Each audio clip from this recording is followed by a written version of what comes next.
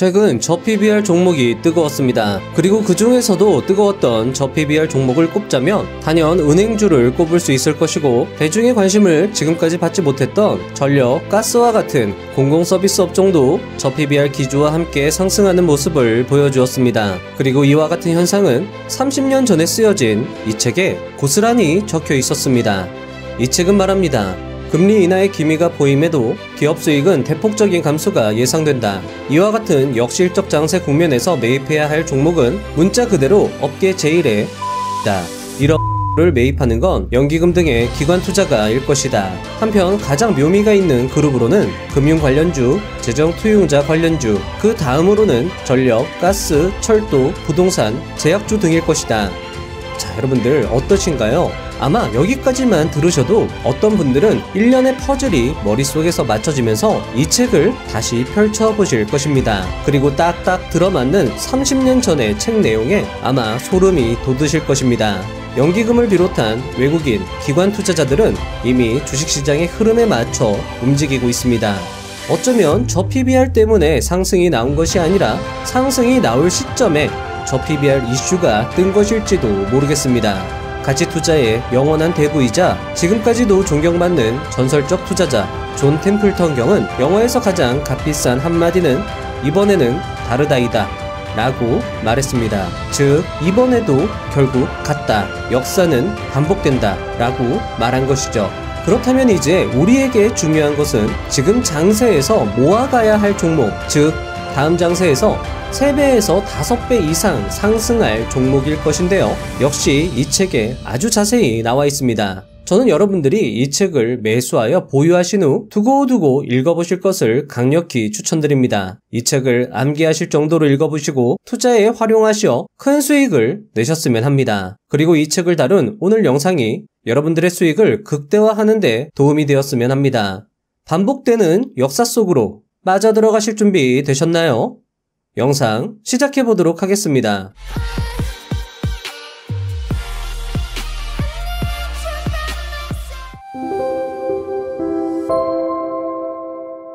자, 영상을 시작하기에 앞서 이 책에서 말하고 있는 주식시장의 큰 흐름, 주식시장의 사국면에 대해서 간단히 소개를 해드리고 시작을 해보도록 하겠습니다. 간단히 설명을 듣고 본 내용을 들으시면 좀 더 이해 그리고 암기에 도움이 되실 것이라 생각을 합니다. 자, 저자는요, 금융장세, 실적장세, 역금융장세, 그리고 역실적장세가 주식시장에서 계속 순환적으로 반복된다고 말하고 있습니다. 특히 저자는요, 금리와 실적과 주가를 그래프로 도식화하여 각 장세별로 금리, 실적, 주가가 어떻게 움직이는지 책에서 설명을 하고 있는데 이 부분이 압권이라고 할 수 있습니다. 앙드레 코스톨라니의 달걀과 또 다른 측면으로 차별화된 내용이다라고도 볼 수 있는데요. 아마 오늘 영상의 하이라이트는 다음 국면, 바로 이 금융 장세에서 빛을 보게 되는 섹터와 종목이 될 것인데요. 저자는 이 같은 종목이 2에서 3년 사이에 3배에서 5배 상승할 것이다 라고 책에서 강조하고 있으니까 그 부분이 여러분들에게 특히 도움이 될 것이라 생각을 합니다. 자, 그럼 본 내용으로 바로 들어가 보겠습니다. 1. 역실적 장세의 특징. 자, 지금 현재 시점에서 진행되고 있는 게 바로 이 역실적 장세입니다. 따라서 여러분들에게도 지금 현재 투자에 도움이 될 것입니다. 잘 들어보시면은요, 중요한 투자 포인트를 얻어가실 수 있을 것입니다. 금융 긴축과 외부 쇼크가 겹쳐지면서 가을의 단풍을 즐길 사이도 없이 갑자기 눈발이 내리기 시작한다. 드디어 주식시장에 있어서의 겨울, 즉 역실적 장세가 도래한 것이다. 역실적 장세는 경기 순환으로 말하면 경기의 후퇴기, 불황기이다. 그러나 불황 그 자체는 경기 확대의 유지에 실패한 결과이지 결코 의도적인 것은 아니다. 따라서 역실적 장세로의 전환 패턴은 일정하지가 않다. 또 강세 장세가 높은 상승률과 기간이 긴 데 비해 약세 장세는 하락률이 낮고 기간도 짧다. 그러나 어떤 형태의 역실적 장세에서도 이것만은 이라는 공통점이 있다. 자, 이 공통점이 중요한 거겠죠. 지금 현재 장세의 특징을 말해주고 있습니다. 그것은 역실적 장세가 최종 국면에 가까워지면 가까워질수록 주가가 높아 보인다는 사실이다. 자, 주가가 비싸 보인다라는 말이죠. 역금융 장세 국면이 시간의 경과와 함께 사태가 급속히 악화되어 마침내 역실적 장세가 된다. 자금 수요가 줄고 금리가 하락 기미를 보임에도 불구하고 경기는 더욱 냉각되고 기업 수익은 대폭적인 감소가 예상된다. 이때 기업 체력이 약한 기업, 재무 구조가 나쁘고 차입금이 많거나 시장 점유율이 낮은 한계 공급적인 기업은 적자로 전락한다. 때로는 상장 기업의 대형 도산도 출현한다. 이와 같은 역실적 장세에서는 주가가 하락하는 이상으로 외부 환경이 어둡고 실적도 악화되고 있기 때문에 장래 전망은 비관적이 된다. 아무리 금리가 내려도 주문이 끊어지면 물건을 사들일 기분이 나지 않는 것과 마찬가지로 주가가 아무리 내렸더라도 이익이 제로가 되면 PER, 주가 수익률은 무한대로 높아 보이게 된다. 배당 가능성이 없고 장래 전망도 좋지 않은 주식을 갖고 있기보다는 조금이지만 이자를 받을 수 있고 가격 하락에 걱정이 없는 금융상품으로 전환하려고 하는 것은 당연하다고 볼 수 있다. 즉, 주가는 바닥에 가까워지면 가까워질수록 상대적으로 높아 보이고 그렇기 때문에 주가가 최고치의 3분의 1이 되어도 매각하는 투자자가 있는 것이다. 주가 상승이 사람들의 욕망을 유혹한다고 하면 주가의 큰 폭 하락은 어디까지 내릴지 모른다고 하는 공포심을 불러일으킨다. 자, 여러분들, 방금 말씀드린 주가 상승이 사람들의 욕망을 유혹한다면 하락은 공포심을 불러일으킨다. 이것이 역실적 장세의 특징이고 가장 중요한 특징은 주가가 비싸 보인다라는 것인데요. 자, 최근에 삼성전자의 주가가 크게 상승했다라는 거 잘 알고 계실 것입니다. 이때 외국인과 기관은 쌍끌이로 삼성전자의 주가를 무섭게 매수했으며 이와 반대로 개인들은 비싸 보이는 가격에 매도를 서둘렀습니다. 개인 투자자들의 판단은 어쩌면 적절할 것입니다. 왜냐하면 삼성전자의 2023년도 PER은 36.84로 5년 최고치를 찍었기 때문입니다. PER이 높다라는 건 고평가되어 있다라는 말이고 고평가된 주식을 매도하는 것은 상식적인 행동일 것입니다. 하지만 기관과 외국인은 이 고평가된 삼성전자의 주식을 매수했죠. 저자는 어떤 형태의 역실적 장세에도 이것만은 변함이 없다고 강조를 했습니다. 바로 역실적 장세가 최종 국면에 가까워지면 가까워질수록 주가는 비싸 보인다. 굉장히 중요한 포인트고, 즉 역실적 장세에서 가격은 비싸 보이지만 사실은 비싼 게 아니다라고 말하는 것이죠. 비싸 보일 뿐이다라고 저자는 말하고 있는 겁니다. 자, 그렇다면 답은 무엇일까요? 삼성전자 지금 팔 때일까요? 살 때일까요? 간단하게 생각하면 살 때가 맞을 것입니다. 하지만 여기에도 반전 포인트가 숨겨져 있는데요. 자, 기관 투자자들이나 외국인들은 저점에서 삼성전자의 주식을 모아가면 되는데, 자, 그들은요, 저가에서 모아갈 능력이 충분한 사람들입니다. 왜냐하면 가격을 결정할 수 있는 사람들이기 때문에 굳이 가격을 높여서 매수할 이유가 없었다라는 거죠. 자, 그런데 왜 굳이 시총 1위의 삼성전자의 가격을 굉장히 큰 돈을 들여서 가격을 높여서 매수를 했다라는 거죠. 그것을 우리는 한번 생각해 볼 필요가 있다라는 것입니다. 자, 이것과 관련해서 저자의 이야기를 좀 더 들어보시면 이 궁금증에 대해서 답을 찾을 수 있을 것입니다. 2. 역실적 장세에서의 대응. 천장 3일, 바닥 100일이라는 주식 장세의 격언이 있다. 이를 추론하면 주가의 천장은 한순간에 사라져 버리는 것이기 때문에 팔고 도망치기는 어려우나 바닥에서 보합세를 나타내는 기간이 긴 역실적 장세에서는 매입 찬스가 충분히 있는 것처럼 생각할 수 있다. 그러나 실제로는 바닥권에서 사기는커녕 오히려 바닥에 가까운 곳에서 참지 못하고 팔아버리든가 바닥을 치고 조금 반등한 곳에서 이때다 하고 팔아버리는 투자자가 대부분이다. 자, 이 부분 뜨끔하시는 분들도 있을 겁니다. 이때다 하고 팔아버리는 투자자가 대부분이다 라는 거죠. 바닥을 치고 조금 반등한 부분에서 말이죠. 시세의 귀신이라 불리는 혼마 문에이사는 바닷속으로 뛰어들 마음이 없으면 바닥권에서는 매입할 수 없다라고 말하고 있다. 또 오랜 주식 장세 격언집인 삼원금천록에도 약세 정보를 아무리 많이 듣더라도 결코 자신의 판단까지 비관적이 되어서는 안 된다. 그러한 때에는 다만 매입 찬스를 생각하도록 하라. 라고 기록되어 있다. 확실히 바닥권에서는 그 시점에서 매입을 하는 것은 물론이고 고가로 매입한 주식을 참고 보유하고 있는 것만으로도 대단한 것이다. 게다가 역실적 장세에서 인기를 모으고 있는 주식의 질은 그다지 좋지 않다.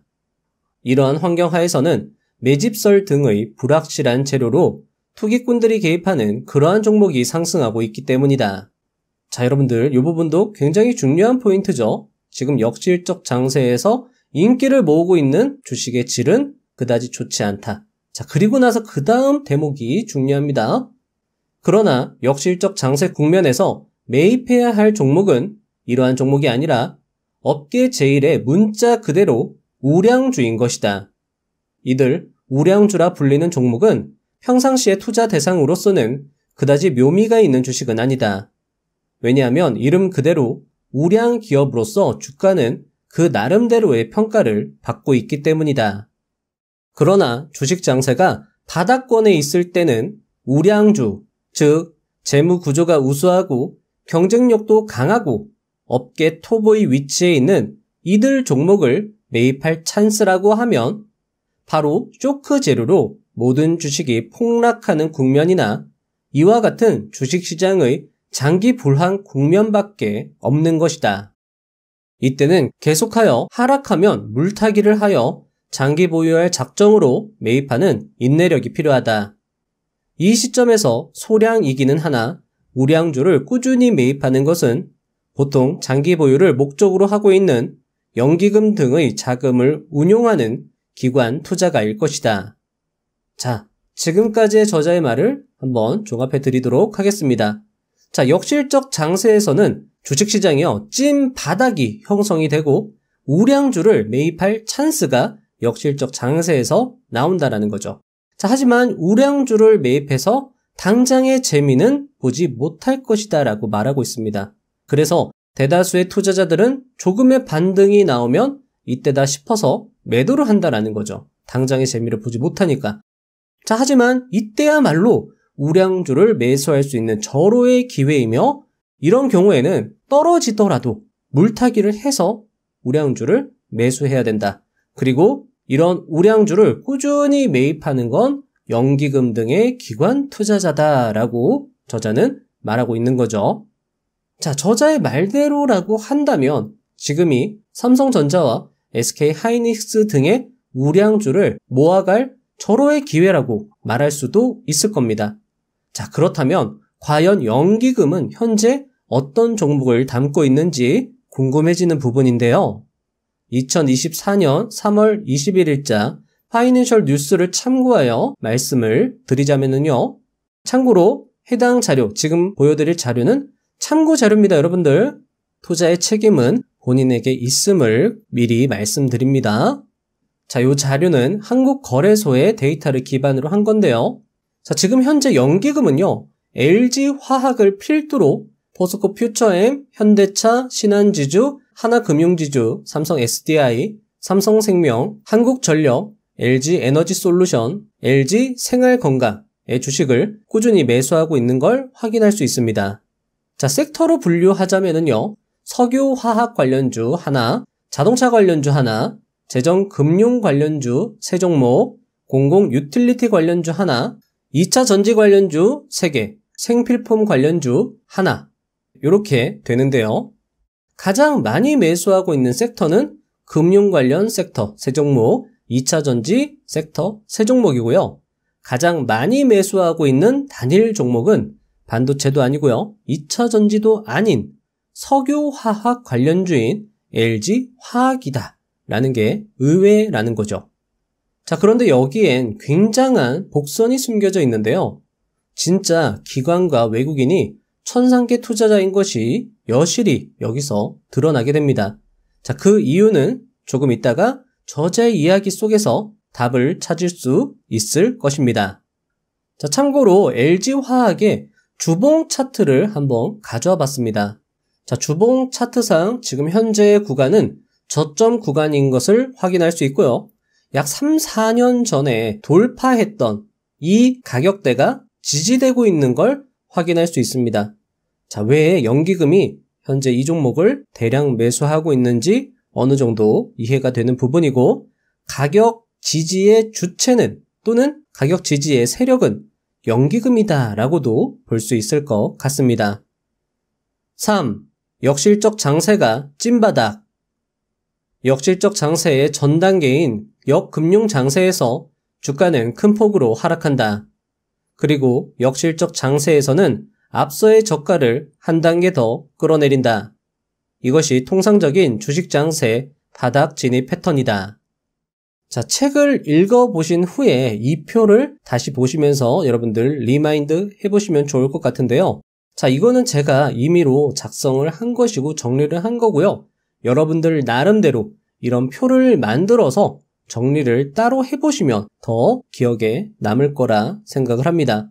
자, 보시면 역실적 장세에서 주식이 지금 여기 보시면 빨간색이 주가거든요. 주가가 역실적 장세에서 바닥을 치는 걸 확인할 수 있습니다. 역실적 장세에서의 금리는 하늘색이거든요. 하늘색이 최초로 이런 식으로 하락하는 걸 확인할 수 있습니다. 요때가 이제 그러니까 금리 하락의 기미가 보인다라는 거죠. 그것이 역실적 장세의 시작을 알리는 신호다라고도 볼 수 있는 것이고, 아마도 금리가 인하되기 시작하면 이제 정말로 우량주 저가 매수 기회가 올 수 있다라는 거죠. 그러니까 연기금이나 외국인이나 기관 투자자들은 벌써부터 요 저점을 정확히 잡아가기는 힘드니까 금리 하락 기미가 보이는 이때부터 점차적으로 매수를 하고 있는 것이죠. 그러니까 앞에서도 말씀드렸던 것처럼 집 나간 연기금이 이때 돌아온 겁니다. 이 타이밍에 맞춰서, 금리 인하의 타이밍에 맞춰서 돌아왔다라고도 볼 수 있는 거죠. 자, 하지만 저자는요, 지금 당장의 묘미를 위해서는 우량주가 아니라 다른 섹터의 종목을 매수할 것을 추천하고 있습니다. 저자의 이야기를 들어보도록 하겠습니다. 4. 역실적 장세의 가장 묘미. 한편 가장 묘미가 있는 그룹으로서는 금융 관련주와 재정 투용자 관련주, 그 다음이 불황 저항력이 강하고 리스크가 적은 전력, 가스, 철도, 부동산, 제약주 등일 것이다. 역실적 장세 국면에서 아마 수익적으로 가장 큰 타격을 받는 것이 증권주일 것이다. 또한 재정투자 관련주도 수주 격감에 따른 과다 경쟁으로 실적이 부진을 보이고, 게다가 연쇄도산이라는 불안 재료를 안고 있기 때문에 주가의 바닥을 예측할 수 없는 지경이다. 그러나 이러한 경기 부진의 불안기야말로 경기 대책이 단행될 수 있는 환경 하에 있다는 것이다. 이 경기 대책으로 가장 큰 혜택을 받는 것이 금융 관련, 재정 투자 관련 두 업종으로 다음에 찾아올 금융 장세에서 주역으로서 활약할 그룹이다. 자, 여러분들 여기서 참고로 말씀을 드리면 금융 관련 산업은요, 은행, 증권, 그리고 보험도 될 수 있겠죠? 그리고 재정 투용자 산업은 건설, 토목, 도로, 준설주, 교량, 부동산, 주택 등과 같은 기업이고요. 공공 서비스 산업이라고 하면 전력, 가스, 전철, 항공, 방송, 통신 이런 업종이 될 것입니다. 자, 뒤에서는요, 이 역실적 장세에서 우량한 톱 종목을 잘 선택하면 2에서 3년 내에 몇 배가 뛰는 종목을 선정할 수 있을 거라고 이야기를 하고 있는데요. 자, 책에서는요, 이 역실적 장세와 금융 장세 구분할 수 있는 방법, 그리고 어떻게 종목을 매수하는지 방법에 대해서 자세하게 설명을 하고 있으니까 책을 꼭 참고해 주시면 좋을 것 같습니다. 자, 저자의 이야기대로 금리 인하의 이야기가 스멀스멀 나오던 올해 1월부터 금융 공공서비스 관련주의 상승세는 강했습니다. 자, 공공서비스 관련주 중에서는요, 지역 난방공사가 저점에서 128% 상승하는 기염을 토했고요. 금융 관련주 중에서는 제주은행이 저점에서 약 114%까지 단기간에 상승하는 모습을 보여줬습니다. 자, 이런 매크로적 관점이 머릿속에 딱 탑재가 되어 있는 분들은 이런 지역 난방공사나 제주은행의 반응이 왔을 때 초반에 잡아서 단기간에 큰 수익을 낼 수도 있었을 건데요. 저자는 책에서 우량주보다는 이런 저가주를 매입하는 것이 투자에 있어서 재미가 좋다고 말하고 있습니다. 따라서 우리와 같은 개인 투자자들은 큰 흐름 속에서 단기 수익 상승을 볼 수 있는 저가 우량 종목을 선침해하는 중기 투자 전략도 좋을 것이고요. 매크로적 관점을 단기 투자에 활용해도 좋을 것입니다. 5. 금융장세의 특징. 자, 여러분들 이제 주목해야 하는 다음 장세, 금융장세입니다. 금융장세는요, 본격적으로 금리가 인하되는 시점에서의 국면인데요. 아직 금융장세가 오지 않았다고 방심할 것이 아니라 미리 준비하고 기회를 노린다면 큰 수익을 낼 수 있을 것입니다. 게다가 시장은 선반영하는 성격이 매우 강하므로 역시 미리 알아둘 필요가 있습니다. 미국 연준에서 2024년도에 올해죠, 금리를 인하한다라고 하니까요, 이제 곧 다가올 미래라고도 볼 수 있겠죠. 따라서 지금부터의 내용 역시 중요한 내용이며 세부적으로 반드시 숙지해야 할 사안이라고 볼 수 있을 것 같습니다. 영상을 보신 후에 책을 매수하여 탐독하시면서 정리를 하시면 큰 도움이 될 것이라 생각을 합니다. 불경기 속에서 장세가 반발하는 것은 주가의 선반영을 잘 표현한 말이다. 주가는 금리가 내리든가 기업의 수익이 늘어나면 상승한다고 되어 있으나 실제로는 금리가 계속적으로 내리고 있는 상황 하에서는 경기는 그다지 좋지 않다. 즉, 물건이 잘 팔리지 않기 때문에 장사를 하는 사람들은 돈을 빌려 재고를 늘리려 하지 않을 것이며 생산자도 돈을 빌려서까지 설비를 증설하려 하지 않기 때문이다. 이렇게 되면 돈이 남아돌기 때문에 돈을 빌려주는 은행은 금리를 내려서라도 안전한 대출처를 찾아 나서게 된다. 한편 은행은 대출 금리를 내릴 정도이니까 당연히 예금 금리도 인하할 것이다. 이렇게 이자가 낮다면 차라리 주식이라도 사보자 라고 생각하는 사람들도 있을 것이다. 물론 이 단계에서의 기업 수익은 여전히 마이너스가 예상되고 주가도 계속 내리고 있다. 과거의 주가 수준과 비교해 보아도 낮은 수준에 있다는 것을 알 수 있다. 6. 어느 날 갑자기 반등. 은행 이외에 다른 금융기관, 생명보험회사들은 대출로 인한 수익이 늘지 않으므로 우선 채권 매입을 늘린다. 하지만 채권 수익률도 서서히 떨어지게 되므로 채권 투자에서 곧 주식 투자로 넘어가게 된다. 이때 주식의 가격은 계속 저점 횡보를 하고 있어 보수적인 금융기관에서는 좋은 매입 국면이 되는 것이다. 그리고 주가의 상승 하락에 관계없이 매년 일정액의 주식을 사는 연금, 기금 등은 주가가 내리면 그만큼 더 많은 주식을 매입할 수 있게 된다. 이와 같이 장기 투자를 목적으로 하는 기관 투자자 입장에서 보면 매입 적기가 되기 때문에 서서히 자금을 주식시장으로 돌리게 되는 것이다. 7. 금융 장세 속에서의 확대 정책.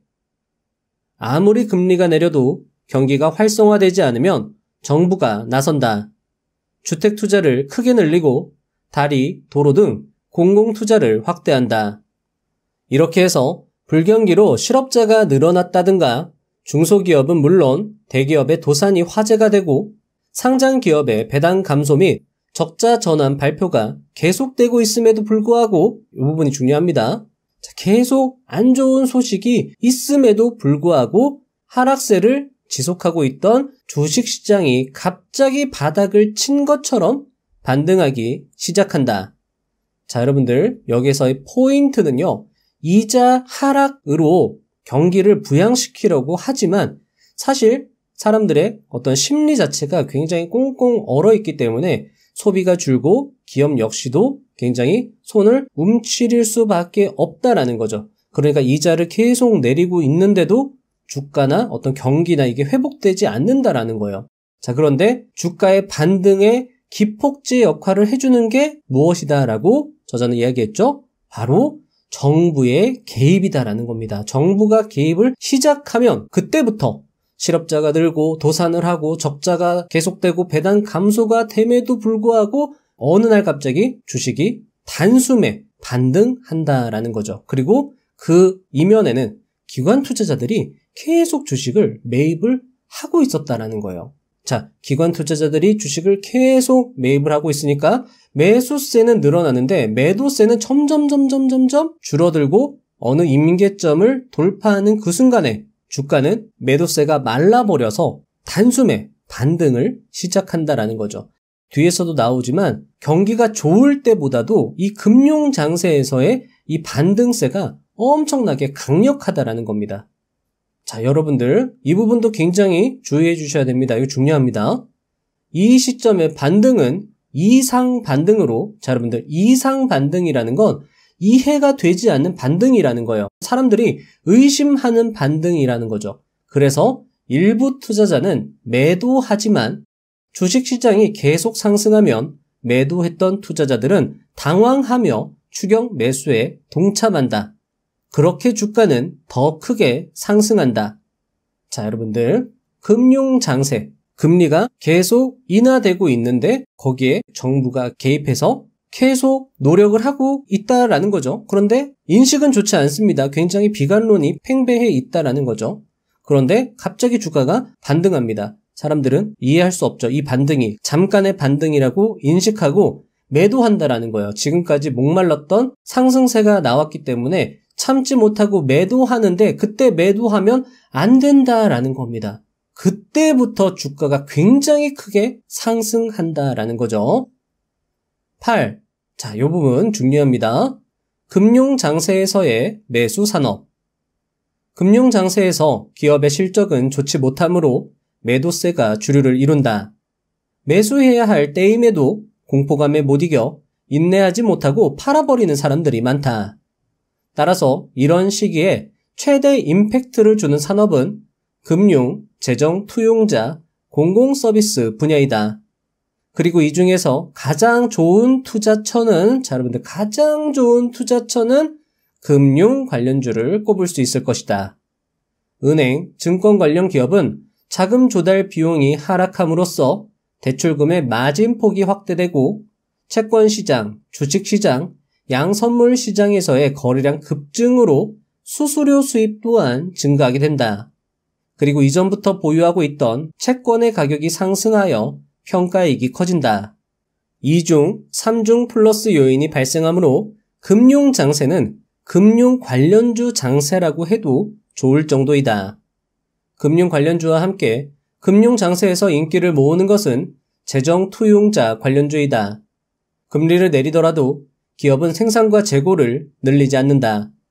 따라서 정부는 공공지출을 확대시켜 주택투자 등 공공시설에 대한 투자를 늘린다. 자, 이 부분도 중요합니다. 이렇게 되면 건설, 토목, 주택, 부동산 관련주 등에 잇따라 순환매가 일어난다. 특히 주택 관련 기업의 경우 주택금융의 대폭적인 금리 인하가 개인주택의 신규 착공 건수 증가로 이어진다. 다음으로 금리 하락 국면에서 상승세를 보이는 것이 공공서비스 관련주, 전력, 가스, 전철, 항공, 방송 등이다. 이런 기업들은 불황에 강하며 영업이익의 70에서 80%가 지급 이자이므로 금리 인하는 이들 관련주에 큰 메리트를 준다. 불황 저항력이 크다는 점에서 식품, 약품 등의 업종도 금융장세에서 활약이 기대되는 그룹이다. 특히 제약은 원래 이익 수준이 높고 신약 개발이 재료가 되어 금융장세에서 예상 이상으로 인기를 모아 사상 최고치를 경신하는 경우가 많다. 자, 여러분들 이 부분, 요 내용들 굉장히 중요하다라고 볼 수 있습니다. 자, 금융장세 이제 조금 있으면 금융장세가 도래할 건데 그때는 워낙 비관론이 팽배해서 사람들이 낮은 가격임에도 불구하고 주식을 팔아버린다라는 거죠. 그런데 이때는 팔지 말아야 할 때이고 자, 그때 주식을 매수하기가 꺼려지고 그러면 차라리 금융 관련주가 가장 좋은 투자처가 될 수 있을 거다. 금융 관련주는 2중, 3중 플러스 요인이 발생하기 때문에 그렇다. 자, 그리고 또 강조하고 있는 건 주택 관련 기업 강조하고 있습니다. 재정 투용자 관련주 중에서도 주택 관련 종목. 사실 지금부터도요, 여러분들 주택 관련 종목들 계속 상승세가 나오고 있습니다. 자, 그리고 나서 전력, 가스, 전철, 항공, 방송. 자, 항공 관련주도요, 지금 계속 상승세 나오고 있죠? 자, 방송이 아니라 통신 관련주 역시나 계속 상승의 신호를 보여주고 있습니다. 이런 종목들 여러분들 계속 눈여겨보시면서 저점에서 꾸준하게 매수하는 전략을 사용하셔도 좋고 또는 저점에서 매수해서 거래량 터질 때 매도하는 전략을 사용하셔도 좋고요. 지금부터 거대 규모의 자금을 운용하는 세력들이 저점에서 계속 모아가려고 하기 때문에 그런 세력들이 조금만 움직여도 주가는 거래량이 터지면서 크게 상승할 수 있다는 거죠. 그러니까 단기 투자하시는 분들, 중기 투자하시는 분들, 장기 투자하시는 분들까지도 이 내용이 굉장히 중요할 수 있다라는 겁니다. 자, 그런데 여러분들 이쯤 되면 약간 혼란스러운 부분이 있을 겁니다. 역실적 장세와 금융 장세에서 매수해야 하는 종목이 겹치기 때문인데요. 자, 그러면 역질적 장세와 금융 장세에서 큰 임팩트를 주는 이 금융 관련주는 계속 그때 그 두 장세 포함해서 그 기간 동안 계속 상승한다는 말이에요? 라고 물어보실 수도 있을 것 같습니다. 자, 저자는요, 이런 기업들 중에서 2에서 3년 내에 3배에서 5배까지 주가가 상승하는 종목이 출현한다라고 이야기를 하고 있습니다. 그러니까 특히 금융 관련주는 굉장히 큰 폭으로 긴 기간 동안 상승세를 이어나갈 수 있다라고 이야기하는 건데요. 그런 종목들은 다음의 특징이 있다고 말을 해주는데요. 다음 이야기 역시 중요하다고 할 것입니다. 9. 자, 중요합니다. 톱 종목 1등주를 매수하라. 금융장세에서 시장 지수는 반등하고 있지만 이 국면에서 계속하여 하락하는 종목도 많다. 주가 수준이 높은 소형주는 인기권 외에 놓여있고 특히 공작기계나 하이테크 등의 설비 투자 관련 기업은 주가가 한층 더 낮아진다. 자, 여러분들 여기에서 삼성전자, 앞에서 제가 말씀드렸죠? 삼성전자의 반전 포인트가 있다. 그리고 이것은 개미 털기의 의심으로도 우리가 이 정보를 활용할 수 있는데요. 보시면 금융장세에서는 공작기계나 하이테크 등 설비 투자 관련 기업은 주가가 더 떨어진다라고 이야기하고 있습니다. 이 부분 중요합니다. 따라서 시장 평균 주가가 바닥에 있다고 해서 아무 것이나 사도 좋다는 것은 아니다. 역시 타이밍을 잘 생각하여 종목을 선별해야 할 것이다. 자, 여러분들 이 부분도 중요합니다. 앞에서 말한 금융장세의 주역들을 재빨리 사는 것이 투자 효율이 가장 좋지만 만일 사지 못한 경우에는 다음에 올 실적 장세에 대비하여 저가 대형 소재산업, 예를 들면 대형 철강, 종합화학, 제지, 시멘트, 비철금속주 등을 사야 할 것이다. 자, 앞에서 중요하다라고 말씀드렸죠? 여기 바로 소름 포인트가 있습니다. 자, 연기금이 가장 많이 매수하는 종목 LG화학이다라고 말씀을 드렸잖아요. LG화학을 적극적으로 매수하는 이유는 바로 앞으로 다가올 실적 장세를 대비해서 지금 연기금은 LG화학을 미리 선침해 해두는 겁니다. 굉장히 싼 금액에 매수할 수 있는 절호의 기회다라는 거죠. 아무 종목이나 막 사면 되는 게 아니다. 우량주라고 해서 아무 종목이나 사는 게 아니라 금융 장세에서 좋은 종목들 또는 앞서 실적 장세에 대비해서 저가 대형 소재 산업을 사야 된다라고 이야기를 하고 있습니다. 자, 우리와 같은 개인 투자자들은 소형 화학주, 소형주를 매집하는 게 적절할 수 있고요. 또는 장대 양봉을 뽑는 소형 화학주를 주목해서 단기 투자나 중기 투자로 수익을 노려보는 것도 괜찮을 수 있을 것 같습니다. 아무래도 LG화학 같은 종목이 단기간에 엄청나게 크게 상승하는 일은 드물기 때문에 소형주를 노려보는 게 더 좋을 수 있겠죠. 금융장세에서는 경제 환경이 극히 악화되어 있기 때문에 어떤 업종이든 재무구조가 좋은 톱기업에 매수세가 몰린다. 금융장세에서 활약하는 금융 관련주, 재정 투용자 관련주, 공공서비스 관련주, 부동산 관련주, 제약주 중에서도 톱 기업에 인기가 집중된다. 이들 기업은 돈이 남아도는 주식시장의 수급 밸런스 면에서 보더라도 좋은 환경에 있는 데다가 에너지 등의 원재료의 가격이 안정되어 있고 금리 하락 메리트가 있기 때문에 타 업종이 이익 감소를 계속하는 이 시기에 큰 폭의 이익 증가를 시현하고 사상 최고 이익을 경신한다. 당연히 주가도 그것을 반영해 간다. 이와 같이 금융장세에서 인기를 모아 활약한 업종, 특히 톱 클래스 종목은 온갖 호재를 주가에 반영하면서 2에서 3년 사이에 3배에서 5배 가까이 상승하고 그 후는 고가권에서 급등락을 반복하면서도 주가 수준은 서서히 지속적으로 내림세를 나타내기 시작한다. 따라서 금융장세에서 큰 폭의 상승을 시현한 종목은 고가에서 20% 정도 내렸다고 해서 안일하게 매입에 나서는 것은 절대로 피해야 한다. 그것은 어쩌면 팔다 남은 철 지난 농작물을 사는 것과 같은 것이다. 자, 이번 장에서 중요한 대목이 몇 가지 나왔는데요. 자, 일단 삼성전자와 SK하이닉스부터 살펴보도록 하시죠. 금융장세에서 하이테크 등의 설비 투자가 필요한 관련 기업의 주가는 한층 더 낮아진다라고 이야기를 했습니다. 대표적으로 설비 투자가 필요한 하이테크 종목 삼성전자와 SK하이닉스를 꼽을 수 있을 겁니다.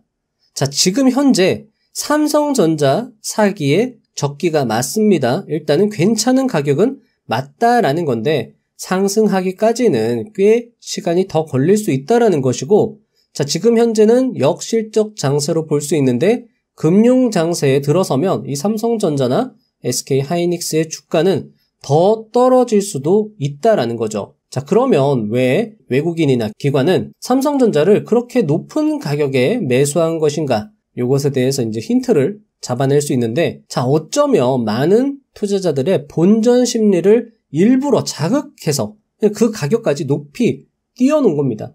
그래서 그들의 물량을 내놓게 하고 여러 차례 가격을 박스권에서 흔들면서 개인들의 물량을 털어내기 위한 작업이 시작된 거 아닌가, 이런 생각도 할 수 있다라는 거죠.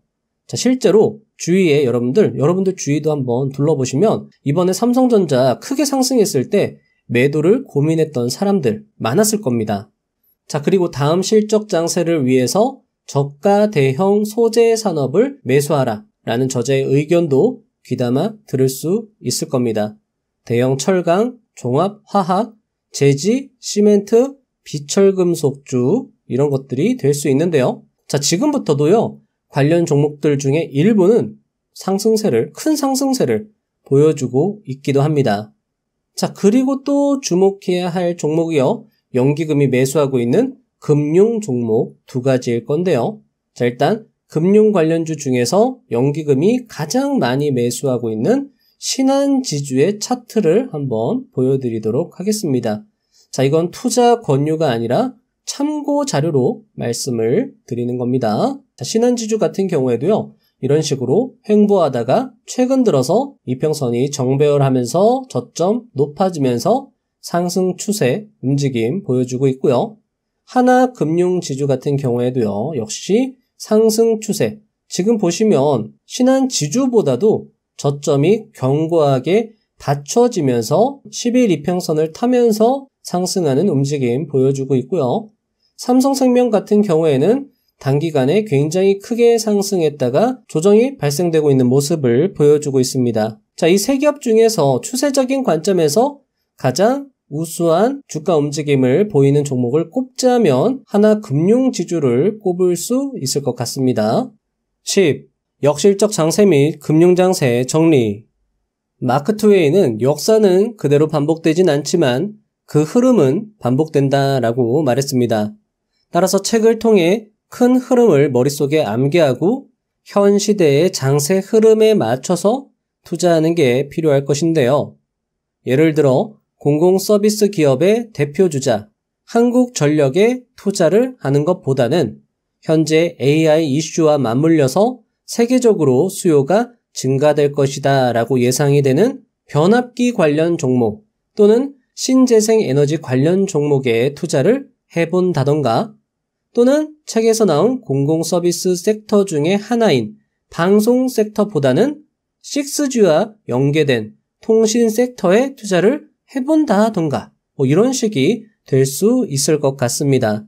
실제로 한국전력이 저점 대비 30% 상승하는 동안 신재생 에너지 관련 신규 상장 종목 중에 하나는 저점 대비해서 약 76% 상승하는 움직임을 보여줬습니다. 따라서 책에 나온 업종에서 힌트를 얻어가지고 시대 분위기에 맞춰서 여러분들이 투자를 하신다면 더 좋은 결과를 얻을 수 있을 거라 생각이 됩니다. 자, 그리고 이 표에서 많은 분들이 헷갈려 하시는 게 이 장세를 구분하는 건데요. 아마도 이 금리를 기준으로 구분을 하시면 좀 더 명확한 구분과 대응이 가능할 거라 생각을 합니다. 즉, 금리가 낮아질 기미가 보인다 또는 금리가 낮아지기 시작했다라고 하면 역실적 장세가 지속이 되고 있구나라고 생각을 해주시면 좋을 것 같고요. 자, 금리가 낮아져도 현재 상황이 개선되지 않아서 연준이나 한국은행에서 금리를 더 낮추겠다. 예전에 금리 인상과 관련해서도 자이언트 스텝이 발생할 때 그때 주가가 굉장히 크게 하락했거든요. 따라서 금리 인하를 본격적으로 더 낮추겠다라는 이야기가 나오면 그때야말로 금융장세에 진입했구나 또는 금융장세가 지금 현재 진행 중이구나. 주가가 급반등할 수 있겠구나. 이런 식으로 여러분들이 생각을 해주시면 좋을 것 같다라고 해서 제가 이거 참고로 말씀을 드렸습니다. 자, 사실 구간마다 어떤 경계가 명확한 게 아니라 어느 정도 이 겹쳐서 진행이 되는 그런 성향이 있기 때문에 너무 여러분들이 이 경계를 명확하게 해서 대응하지 마시고요. 조금 겹쳐서 예를 들면 재정금융 공공서비스 기업을 투자함과 동시에 실적 장세를 대비해서 대형 저가 소재 산업 여기에도 여러분들이 관심을 가지면 좋을 것 같다라는 겁니다. 그럼 연기금이 지금 투자를 어떻게 보면 잘하고 있는 거죠. LG화학을 모아가고 있다라는 거죠. 자, 그리고 아직 우리가 금리 인하를 시작하지 않았기 때문에 우량주를 저가 매수할 수 있는 절호의 기회는 조금 더 시간이 지나야지 발현이 될 거라고 생각을 할 수 있을 것 같습니다. 자, 연기금이 화학 종목을 지금 LG화학을 모아가고 있잖아요. 자, 그런데 보시면 S51의 일봉 차트를 한번 가져와 봤습니다. 지금 현재 S51과 같은 종목도요. 지금 단기적으로 상승하는 추세를 보여주고 있고요. 자, 해당 구간, 요 구간이 되겠습니다. 저점과 고점이 지금 현재 명확합니다. 따라서 여기 구간을 박스권으로 움직이다가 이 상단을 강력하게 돌파해 준다라고 하면 역시 이런 화학 관련 종목들도 추세적인 상승세를 보여줄 수 있다. 이렇게도 여러분들이 생각을 할 수 있다라는 거죠. 생각을 연결하고 확장할 수 있다라는 겁니다. 자, 그리고 박스권으로 만약에 흐른다라고 하면 저점에서 기관 투자자들과 함께 매수하고 고점에서 함께 매도하는 전략도 유용할 수 있겠죠. 자, 이 투자법은요. 4천억 자산가 BNF의 엔벨로프 투자법과도 연계가 된다라고 볼 수 있습니다. 엔벨로프 투자법은요. 우량주에 더 잘 맞는다라고 성경호 투자자가 강조하기도 했죠. 그러니까 지금 장세에서 역실적 장세와 금융 장세에서는 우량주를 저점에서 매수하고 고점에서 매도하는 전략 또는 아예 저점에서 계속 모아가는 전략 또는 우량주가 아니라 앞에서 말씀드린 소형주 중에서도 금융 관련 종목들, 재정투융자, 공공서비스, 그리고 소재 관련 종목들, 이런 종목들로 단기 수익을 노려보는 것, 그런 전략이 유효할 수 있다는 겁니다. 따라서 우리는요, 당장의 장세만을 공부하고 끝낼 게 아니라 다음 장세인 실적 장세와 역금융 장세 특징까지도 지금 공부를 해둘 필요가 있다는 거죠. 그리고 전체적인 흐름을 파악해두는 것이 미래를 위해서도 좋을 겁니다. 다음의 이야기는 실적 장세의 내용입니다. 저자의 이야기를 함께 들어보시죠. 11. 실적 장세의 특징. 경기 대책이 서서히 효과를 발휘하게 된다. 예를 들면 정부의 공공투자 확대에 의해 대규모 아파트 등의 건설이 늘어남과 동시에 주택금융의 금리도 인하되어 민간 기업의 주택 건설도 늘어난다. 이에 따라 개인주택의 증개축도 활발해진다. 새 집을 갖게 되면 가구, 세간도 바꾸게 되고 대형 TV도 사고 그동안 참아왔던 중고차도 이 기회를 이용하여 새 차로 바꾸는 등 내구 소비재 판매도 늘기 시작한다. 금융 완화로 이런 혜택을 100%로 받게 된 은행, 증권회사 등은 지점망 확대에 나서게 되어 신축 빌딩의 수요도 증가하기 시작한다. 전력회사도 경기대책에 협력한다는 명목하에 설비 투자를 앞당겨 발주하기 시작한다. 물론 도로, 교량, 항만 정비를 포함한 민간 공동의 대형 프로젝트도 계획되어 착공이 조기에 이루어진다. 이와 같이 공공수요가 늘기 시작하면 우선 목재, 강재, 시멘트 등의 시황이 바닥을 치고 반등한다. 그러나 2단계에서는 아직 경기가 회복되었다는 것을 피부로 느낄 수 있을 정도는 아니다. 기업은 재고 증대에 신중한 태도를 버리지 않고 소재 산업은 생산을 조금씩 늘리면 다시 시황이 나빠지는 것 아닌가 하고 걱정하면서도 저업도를 서서히 높여간다. 그러나 주식시장에서는 이미 철강주를 중심으로 상품 시황의 반등을 반영하여 소재 산업 관련 종목은 수익이 아직 감소된 것이라는 예상에도 불구하고 주가 수준을 끌어올리기 시작한다. 12. 경기 회복을 확인하고 현실 매입. 통상적으로는 생산 활동이 상승하여 경기가 회복되고 기업 실적의 회복이 확인되기까지에는 1년 전후의 시간차가 있다. 이것은 실적장 세로의 이행을 확인하는 데 있어 중요한 포인트가 될 뿐만 아니라 종목을 선택하는 데도 대단히 중요한 참고가 된다. 경기 바닥 확인은 금융장세가 종말에 가까워졌다는 것을 의미하고 주식장세는 국민이 드디어 실적장세로 넘어갔다는 것을 확인시킨다. 실적장세는 통상적으로 강세장세 중에서도 가장 안정되어 있고 상승기간도 길다고 되어 있다. 다만 금융장세에 비하면 평균 주가 등 주가지수의 상승률은 둔화된다. 자, 이 부분이 굉장히 중요합니다. 자, 금융장세에서의 주가 급등이 실적장세의 주가 급등보다도 훨씬 더 크다. 실적장세에서는 주가는 완만하고 꾸준하게 상승하는 게 특징이다. 따라서 금융장세, 비관적일 때 오히려 시장에서 큰 수익을 노릴 수 있기 때문에 집중해야 된다라고 저자는 이야기를 하고 있는 거죠. 13. 실적 장세에서 역금융 장세로. 금리 인하 후 금리가 상승세로 돌아서도 실적 장세는 유지된다.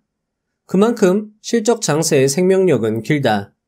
하지만 기업 실적의 상승률 둔화, 금리 상승률이 한 단계 더 높아지면서 실적 장세도 끝을 맺는다.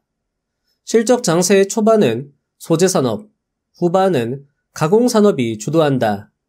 즉, 경기 확대가 장기화하면 왕성한 최종 수요에 힘입어 소재산업이 장래에 대한 자신감을 갖게 되어 대형 설비 투자에 나선다. 14. 실적 장세의 흐름.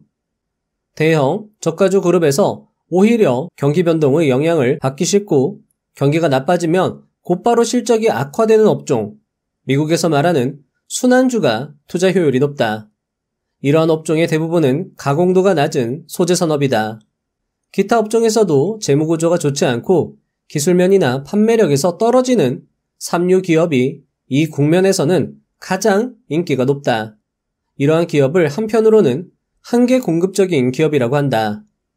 경기 확대가 장기화하기 시작하면 신뢰성이 높은 업계의 톱 기업에 제품을 발주하더라도 주문 폭주로 인하여 납기가 늦어진다. 그래서 이런 때에는 신뢰성이 약간 떨어지더라도 납기를 맞출 수 있는 2, 3류 기업에 제품을 사들이거나 발주하게 된다.